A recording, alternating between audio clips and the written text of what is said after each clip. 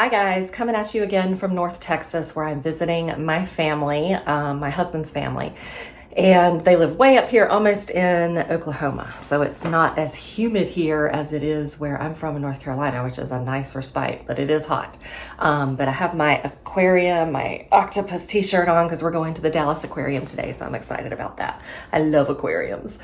Okay, so this is parte tres of the New England Quilt Museum videos. And so I'm showing you in this one Dawn Allen's exhibit on domestic partners.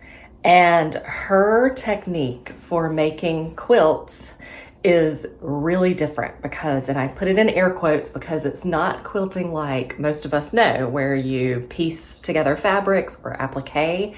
She does everything on a computer.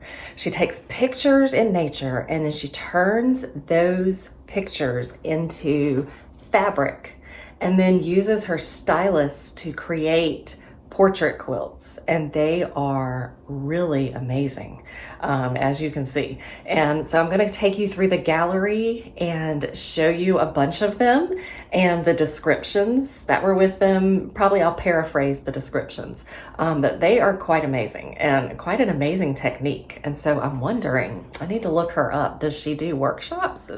Yeah, it's really interesting. So if you get a chance to take her workshop, maybe that would be cool. But anyway, let's get to it. I'm going to show you her exhibit. Super unique, just like the Stitch Punk thing. Really unique exhibits at this museum. They do a great job. Okay, so let's get going. This is a Pacific parrotlet adopted by the mother. It's 18 years old and likes to sit on the mother's shoulder while she's holding her Zoom meetings at work. So as Miss Dawn Allen describes her process, she designs all her fabrics on the computer. She takes photographs of nature and various textures to form a pattern. She saves all the patterns on a color palette that she can use for painting on the computer. She uses a stylus pen and a pad to paint her patterns, and it's all done by hand. It takes 10 to 20 hours to paint the larger pieces. And after her painting is complete, her digital painting, she sends it out to a company that prints the image on fabric. Then she creates a quilt sandwich from that fabric and does free motion quilting to enhance the whole piece. And her free motion quilting takes anywhere from 12 to 24 hours. And I will show you some close-ups of her free motion quilting. It's really spectacular. She has like a ton of different threads, she said.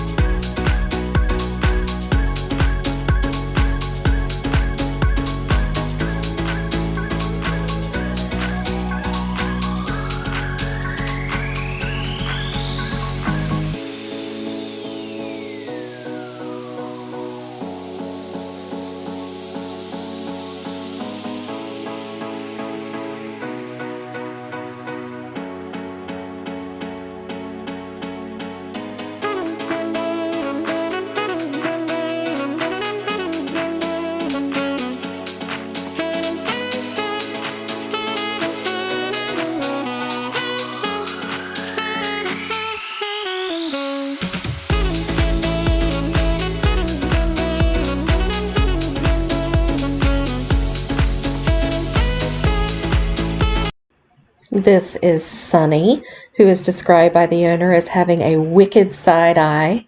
but also super friendly. These are two German short-haired pointers, a mother-daughter duo, and they live on a Christmas tree farm, and they take in all their surroundings while also keeping a close eye on their person at the same time. So they keep watch as people pick out their perfect tree, but they're always focused on their favorite person. So I wanted to take a minute here to show you her process, and this is what was hanging in the gallery. So in the top left corner of this gridded piece is her taking pictures of nature. And so you see the top row is all of her nature pictures. She enters them into her computer and then creates fabric by manipulating those pictures. And so it's kind of a digital fabric. And then she creates all these different palettes you see in that picture in the third row down.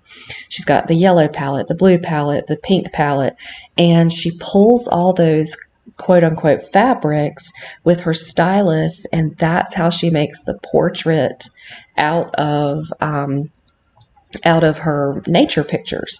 And then she paints it directly on it and sends that off to be made into a piece of fabric with the company she uses, and then she starts to stitch on it. And you can see the up close picture of the dog on the right to illustrate it.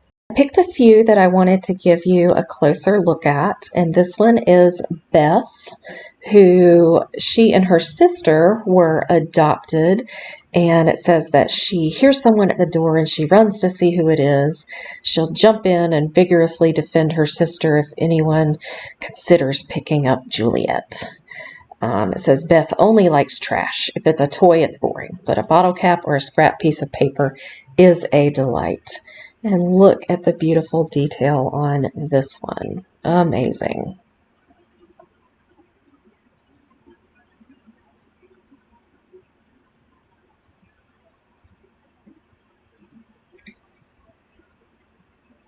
This next one is a possum, and I don't have a write-up on this one. I didn't take a picture of the description, but I just thought it was so cute. Look at that little nose. Wouldn't you just love to have that little guy digging through your trash?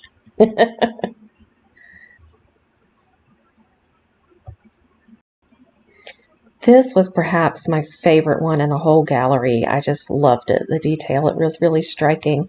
And this is Millie, who was a championship dog and won some obedience titles. And then she went to live with this woman, and she is looking at her while she's eating a ham sandwich as she's putting a puzzle together.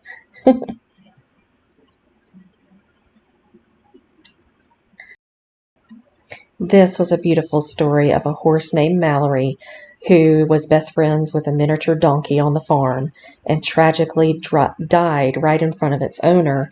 But the owner had a vision of his father who had died earlier that year taking care of it and putting his arm around it. So that was a touching one. Love this one so much.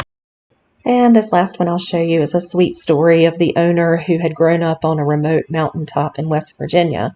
She was homeschooled, and her dad got her a pet rabbit who refused to be domesticated and became friends with a wild rabbit. And when they moved a few years later to Massachusetts, he said goodbye and then ran back out into the wild. It's a real sweet story. So don't forget, if you're interested in getting a catalog of domestic partners and or Stitch Punk, give the museum gift shop a call and see if they have some left, and I'm sure that they would be willing and happy to ship them to you. They're really beautiful catalogs. Wasn't that cool? Let me know in the comments what you thought about her exhibit. I just can't say enough amazing things about it, because that's a really, the innovation that people have in this craft really just continues to astound me in great ways. So I might do one more video because they had their own quilts, like really, really old quilts in a collection as well. And I have forgotten that I took all of that as well. So we might have a part 4 of New England Quilt Museum. This is a place I would love to visit annually just to see all the different exhibits that they have. But anyway, super cool. So I liked this video. If you like what I showed you, be sure to like and subscribe and leave a comment. I try to respond to everything, and I'll see you next time.